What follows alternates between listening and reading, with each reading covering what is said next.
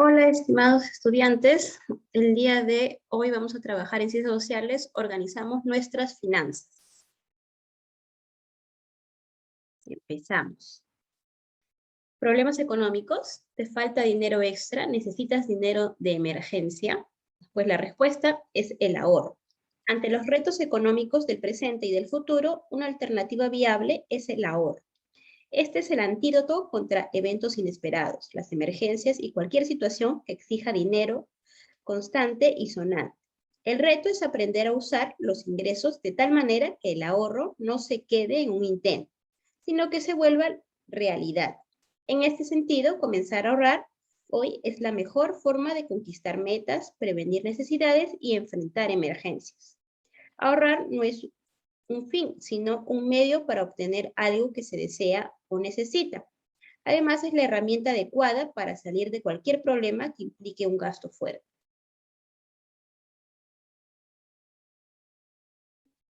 Ahora, primero, ¿para qué necesitas ahorrar?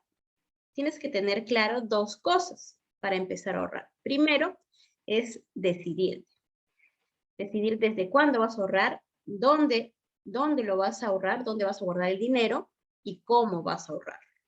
Y además, tener en cuenta la constancia para cumplir tu meta de ahorro. Es decir, no solo tu ahorro va a ser de un día o de una semana, ¿no? Si de verdad quieres ahorrar o quieres cumplir tu objetivo, tienes que ser constante. Ahora, para empezar a ahorrar también tienes que elaborar un plan, el plan de ahorro. Para eso se necesita principalmente seguir los siguientes pasos. Primero, define tu meta de ahorro. Por ejemplo, puede ser comprar algún producto necesario, invertir en un emprendimiento, hacer un arreglo en casa, etcétera, ¿no? Primero tienes que definir qué vas a hacer con ese dinero que vas a ahorrar. Número 2, determina el valor de tu meta en soles, es decir, cuánto necesitas para lograr tu meta. O sea, primero estableciste qué quieres lograr con el dinero y ahora quieres decir cuánto vas a necesitar, ¿no? 100 soles, 1000 soles, 5000 soles, etcétera, la cifra.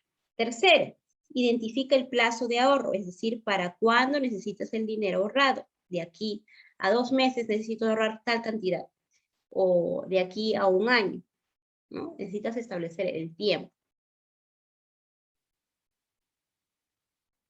Cuarto, establece el monto de tu ahorro. Esto significa la cantidad que vas a ahorrar cada día, semana o mes. O sea, no solo es importante tener la cifra final de que vas a ahorrar, sino vas a tener que elaborar más o menos la cantidad que vas a ir ahorrando, ¿no? Tal día o tal semana ahorro 10 soles o 50 soles, la siguiente semana ahorro 100 soles, así.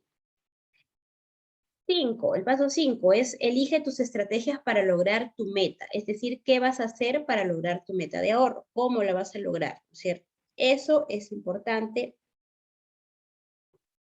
para lograr el ahorro. Ahora, vamos con el presupuesto. Para que nuestras finanzas personales, familiares estén sanas, es necesario que llevemos un registro de nuestros ingresos y nuestros gastos, así como realizar un seguimiento constante. El presupuesto no es más que un plan para llevar un registro de nuestras finanzas y así poder controlarlo.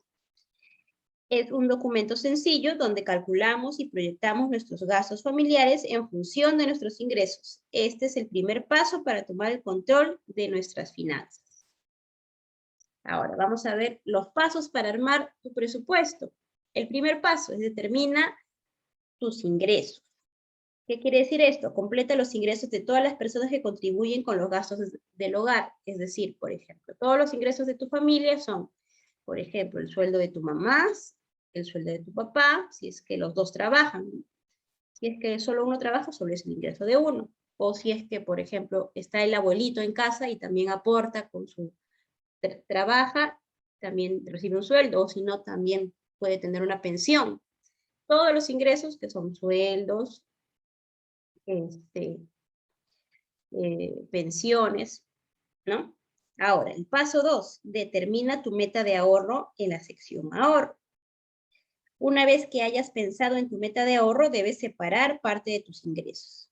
Lo ideal es separar como mínimo el 10%. De tus ahorros debes separar una parte para tu meta, que puede ser tu emprendimiento de negocio, y otra parte para imprevistos. El tercer paso, determina tus gastos fijos. ¿Qué quiere decir gastos fijos? En la sección de gastos fijos incluye aquellos gastos que surgen regularmente, cada mes, cada 3 meses, cada medio año o anualmente. Un vistazo a los recibos pagados te ayudarán a contabilizar mejor los gastos fijos. Por ejemplo, un ejemplo de gastos fijos es los recibos de agua, de luz, de alquiler, de pensión de colegio, ¿no? Además, luego calcula el presupuesto disponible. ¿Cómo calculas el presupuesto disponible? Debes restar los gastos fijos y tu ahorro del monto total de los ingresos para conocer tu presupuesto disponible. Luego tenemos el paso 4. Calcula tu presupuesto para gastos variables. En la sección gastos variables, ¿qué va a haber?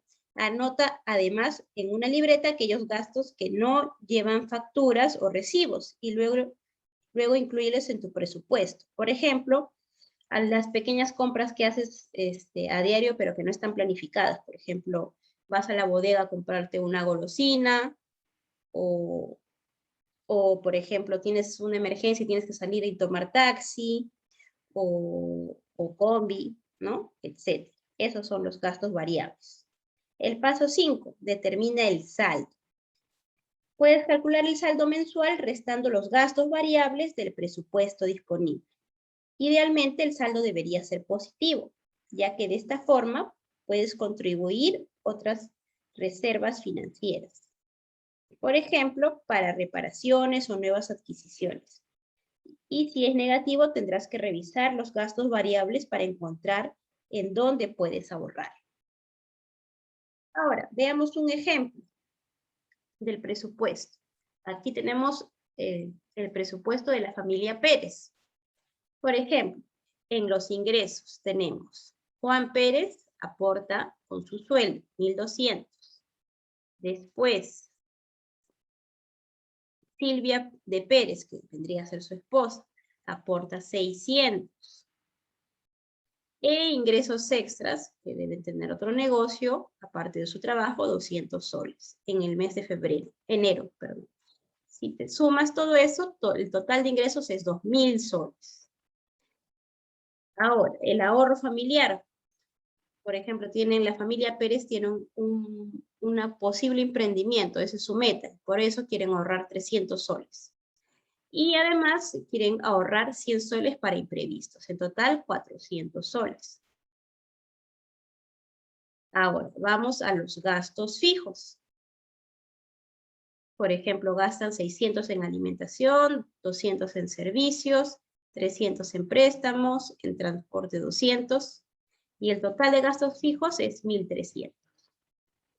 El presupuesto disponible es 300. ¿De dónde sale 300? De restar el total de gastos fijos menos el ahorro.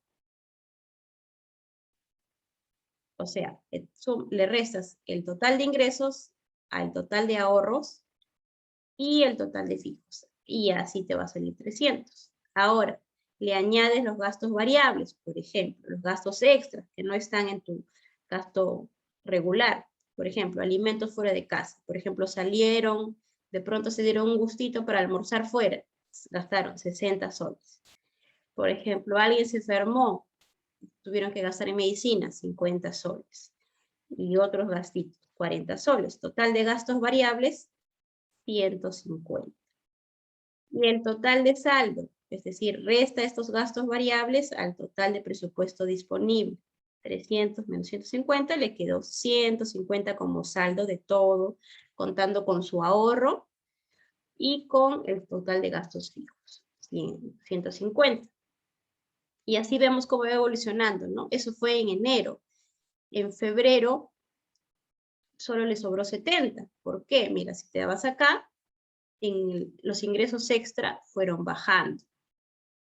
Tuvo solo 100 soles de ingresos. Y en el tercer mes, en marzo, no hubo ningún ingreso. Y el total hay un déficit.